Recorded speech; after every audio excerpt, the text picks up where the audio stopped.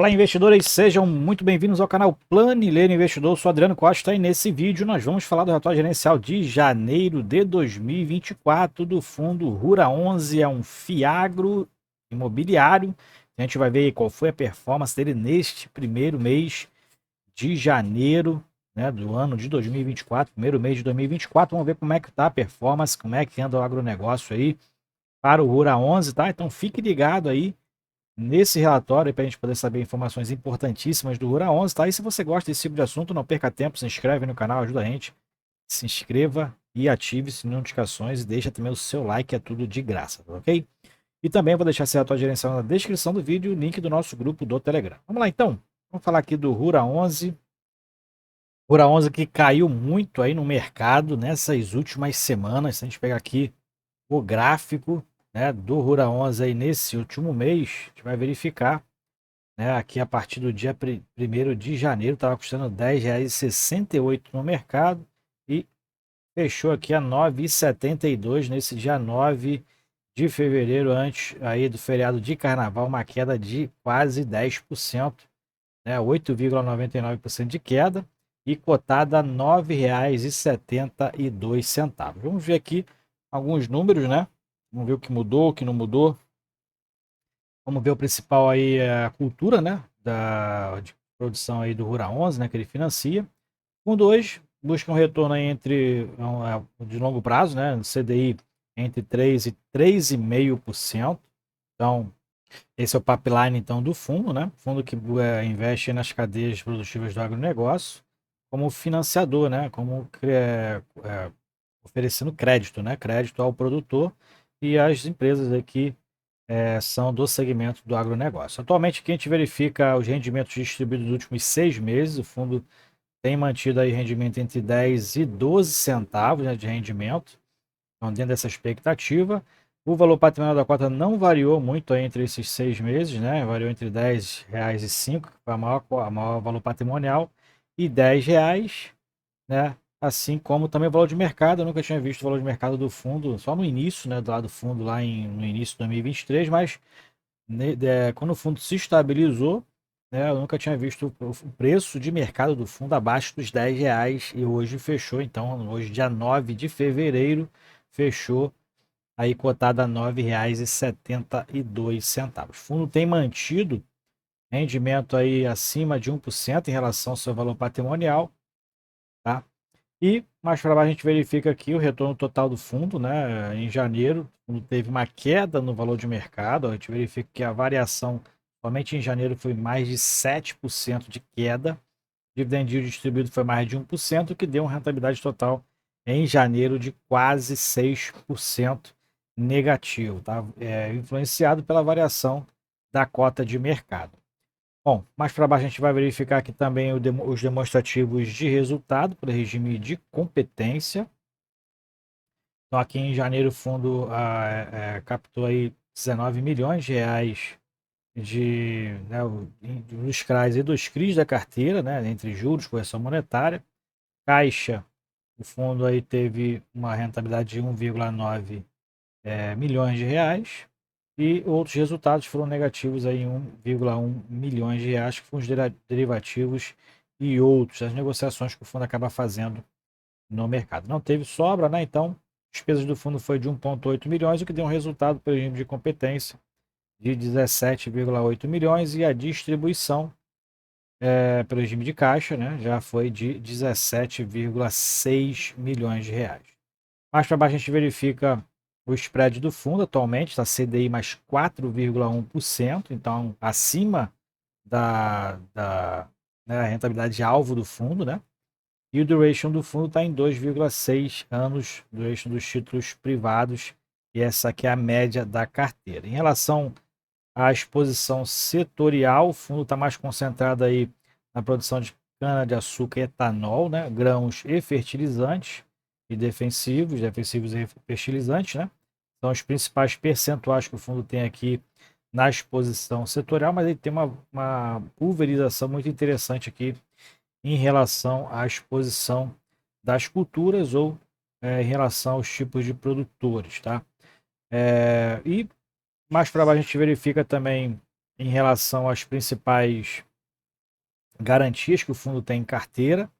Então a gente verifica aqui mais para baixo que a alienação fiduciária das terras é a principal garantia que o fundo tem hoje dentro do seu portfólio, os recebíveis, né, as receitas dessas empresas que tomam crédito. São 54 devedores, 20% do PL, dos top 5, os 5 primeiros, né, os 5 maiores devedores, corresponde a 20% do patrimônio líquido do fundo. E o valor médio atualmente está em 25, quase 26 milhões de reais por devedor, e são 18 segmentos ou 18 culturas. Dentro dos comentários aqui do gestor, ele fala sobre a exposição do fundo, né? O que ele está alocado atualmente 87% do patrimônio em créditos agro. Então ele tem uma carteira bem diversificada, né, em relação às garantias, os devedores, a cultura inclusive. E eles fizeram 3 novas alocações da carteira, uma no segmento de açúcar e etanol, né, a usina de açúcar e etanol, outra uma misturadora de fertilizantes, e outra aqui fala sobre uma empresa que atua na cadeia de insumos agrícolas, né, produz aí embalagens para semente, fertilizante, então tem aí uma atividade que é importante, né, indiretamente aí para a distribuição dos insumos, né, fertilizantes, sementes, né, e tudo mais para os produtores. Ele fala que também sobre 2 operações que estavam previstas em janeiro, mas que acabou não acontecendo, né? Estava prevista 2 liquidações em janeiro, que levaria o fundo para 95% de alocação, é o que eles previam, né? Não aconteceu, então provavelmente acontecerá agora no mês de fevereiro. Bom, ele fala aqui sobre acompanhamento das operações, né? E as notícias, inclusive, de mercado. Eles falam aqui sobre 3 principais linhas onde o fundo, a gestão do fundo interpreta, né? Um ponto ele fala que sobre essa variação negativa no mercado secundário, então está em linha com os demais fundos da indústria. Muitos fundos, muitos fiagros tiveram quedas relevantes aí no mercado secundário, né? Não achei que ia acontecer com o Rura, né? Com o Rura 11, onde tem ali uma grande gestora que é a Quineia, né? Então tem essa questão aí da gestora ter fazer uma boa gestão nos fundos que compõem aí o grupo Quineia, né? Mas ele fala aqui sobre a principal notícia em relação a essa queda, que pode ter ocasionado essa queda, foi a questão da quebra da safra agrícola, principalmente da soja, né? Principal grão aqui, então, que tem aí uma safra maior no verão, né? Então, teve outras principais aqui, a questão da quebra da safra. Então, ele fala aqui sobre que, na visão da gestora, tem um pessimismo exagerado com relação a isso, né? Tem a questão também das chuvas lá no Rio Grande do Sul, né? Que pode ter contribuído também para uma menor safra aí com relação e que pode ter influenciado esse pessimismo no mercado. E tem outras questões aqui que ele fala com relação à inadimplência, o nível, né, de inadimplência da cadeia agra aumentou nesse período aí de janeiro, né, algumas empresas pedindo recuperação judicial, mas ele fala que esse impacto, né, essas empresas que estão pedindo recuperação judicial e dentro de um histórico, são apenas 80 pedidos de janeiro a setembro de 2023, num universo aí de muitos produtores rurais, e que nessa representação percentual representa apenas 0,002% do total de mais de 5 milhões de produtores rurais. Então, o que ele vê é um pessimismo, que a gestora vê é um pessimismo exagerado com relação ao mercado. Okay? Bom, quando você pega algumas notícias dos principais sites, a gente vai dar uma olhadinha agora aqui nos principais sites. Pegando aqui o site do Visão Agro, né? Então a gente tem aqui como principal ali no Brasil, né, a soja. Então tem algumas notícias aqui positivas, outras negativas, mas de um modo geral, a gente vê que as exportações realmente aumentaram bastante, então os preços estão atrativos para o mercado externo. Para o mercado externo não está tanto, né, porque a gente vê que o principal index, o índice de inflação IPCA, o principal aumento que está elevando a carga inflacionária é exatamente os alimentos, né, os alimentos que estão ocasionando uma alta inflacionária nesse período agora, inclusive pelo segundo mês já consecutivo, contribuindo para uma alta maior do IPCA. né? Mas a gente verifica que os preços, né, estão em queda, os indicadores, inclusive, estão em queda por conta dessa possível quebra de safra que possa ter, né? Algumas notícias aqui, ó, exportações de soja no Brasil pode superar 10 milhões em fevereiro, indica a Cargo Nave, que representa uma queda de quase 5%. Quando você abre aqui a notícia, você verifica exatamente isso. Movimentação de soja e milho via portos cresceu 29%, então as exportações indo para o sentido contrário, né? Principal cultura lá do Rural 11, por exemplo, que é a cana, tem uma perspectiva boa aí para o mercado, né? Em 2024, né? Mas a principal notícia aqui, aqui tem todas as notícias, você pode ver aqui no site Visão Agro, né? Muito interessante que você acompanhar as principais notícias aí das culturas, né, produzidas no país, mas o principal indicador que eu vi foi esse aqui, ó, Laninha pode desenvolver no segundo semestre de 2024, diz órgão dos Estados Unidos, significando uma seca mais veemente aqui na região da América, né, nas Américas, uma seca em 2024 e chuvas abundantes para a região lá da Ásia. Então, invertendo, né, o El Niño indo lá para a Ásia, a Laninha indo para aqui para as Américas, que pode ocasionar uma seca que pode prejudicar aí as lavouras, tá?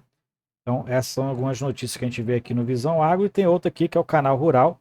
Também tem notícias aqui de algumas culturas, a gente pode verificar aqui. O principal aqui que eu estava vendo, o açúcar, né? Cana-de-açúcar, preços caem em janeiro, né? Do açúcar cristal branco. Então, Londres também fecha em queda acentuada o preço do açúcar. Aqui a gente verifica que a cana-de-açúcar Centro-Sul deve colher dos 622 milhões de toneladas em 2024, o que representa 5,4% abaixo do recorde de 650 milhões. E açúcar, para especialista, Brasil deve suprir mercado caso Índia confirma alta de preços. Então, algumas notícias positivas, outras negativas. O mercado externo está mais aquecido para o Brasil, né? O mercado interno ainda está aí com uma demanda meio refreada e as altas do preço a gente verifica exatamente nos supermercados. Bom, então continuando aqui no Rura 11, então a gente verifica o número de cotistas hoje ultrapassa os 60 mil cotistas. Eu não sou cotista do Rura 11 ainda, mas o preço está começando a ficar interessante, né? Média diária no mercado secundário aí de negociação mais de 2,6 milhões por dia. E o volume médio diário desde o início, né, a liquidez média diária desde o início do fundo, 1,3 milhões é o volume de negociação desde o início, tá? Esse aqui no mês de janeiro. Aqui os comentários do gestor em relação a cada cultura, tá? Você pode baixar o relatório e ver a visão aí em relação a cada cultura, as principais, né? Aqui financiadas pelo fundo. E aqui nas variações de preços também, a gente verifica muitos preços aí em queda nos preços internos e preços externos, muitos preços aí em queda. Alguns em alta, mas muitos aqui em queda. Informações da carteira, então o fundo atualmente